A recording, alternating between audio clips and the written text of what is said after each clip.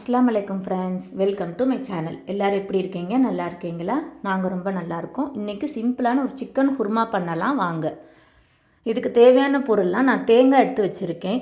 ஒரு அரை முடி தேங்காய், கொஞ்சம் வேர்க்கடலை, பட்டை, கிராம்பு, ஏலக்காய், கொஞ்சம் சோம்பு, இஞ்சி, பூண்டு, வெங்காயம். கொஞ்சமாக வேர்க்கடலை ஆட் பண்ணி நீங்கள் அரைச்சி பாருங்கள்.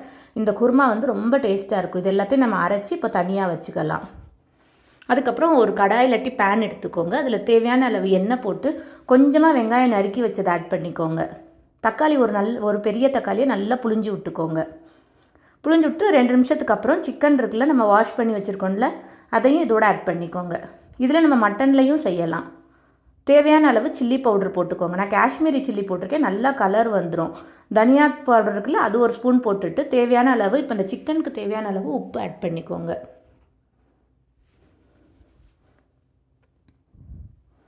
ஆட் பண்ணி எல்லாத்தையும் நல்லா மிக்ஸ் பண்ணி கொடுத்துருங்க. பார்த்திங்கன்னா நம்ம சில்லி பவுடர் காஷ்மீரி ஆட் பண்ணனால நல்லா கலர் வந்திருக்கு. ஒரு 5 நிமிஷத்துக்கு அப்புறமா நம்ம கொஞ்சமாக புதினாவும் கொஞ்சம் கொத்தமல்லியும் போட்டுக்கலாம். புதினா வந்து இந்த குருமாக்கு ஆட் பண்ணி பாருங்கள், ரொம்ப டேஸ்ட்டாக இருக்கும். நல்லா டிஃப்ரெண்ட் டேஸ்ட்லேயும் வரும். இது கீ ரைஸு, ஒயிட் ரைஸ், பரோட்டாக்கெலாம் ரொம்ப நல்லாயிருக்கும்.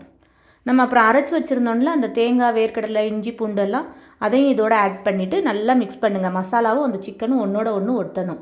இது ரொம்ப சீக்கிரமாக முடிச்சிருவாங்க. இதை வந்து நீங்கள் ஒரு தடவை ட்ரை பண்ணுங்கள். இந்த டேஸ்ட் உங்களுக்கு கண்டிப்பாக பிடிக்கும். பரோட்டா, இடியாப்பம்க்கு கூட இது செம்ம காம்பினேஷன். கொஞ்சமாக தண்ணி விட்டதுக்கு அப்புறமா தான் நம்ம வந்து உருளைக்கிழங்கு இருந்தால் நம்ம போட்டுக்கலாம், ஆப்ஷனல் தான். ஆனால் போட்டு பாருங்கள், ரொம்ப டேஸ்ட்டாக இருக்கும். கொஞ்சம் தண்ணி விடட்டும். அது வரைக்கும் ஒரு 5 மினிட்ஸ் மீடியம் ஃப்ளேம்லேயே வச்சுக்கோங்க. பாருங்கள் எவ்வளோ தண்ணி விட்டுருக்கு சிக்கனில் இருந்துன்ட்டு. இதுக்கப்புறம் நம்ம எவ்வளோ தண்ணி வேணுமோ அவ்வளோ ஆட் பண்ணிவிட்டு சிக்கன் வேகிற அளவுக்கு விட்டுக்கலாம். 15 to 20 மினிட்ஸ்லேயே ரெடி ஆயிரும். கன்சிஸ்டன்சி நம்மளுக்கு எவ்வளோ தேவையோ அவ்வளோ திக்னஸ், செமி கிரேவியாக வச்சுக்கலாம். சூப்பரான ஒரு காம்பினேஷன். பரோட்டா, கீ ரைஸ் எல்லாத்துக்குமே ட்ரை பண்ணி பாருங்கள் ஃப்ரெண்ட்ஸ். தேங்க்யூ ஃபார் வாட்சிங். சப்ஸ்கிரைப் பண்ணிக்கோங்க. தேங்க்யூ.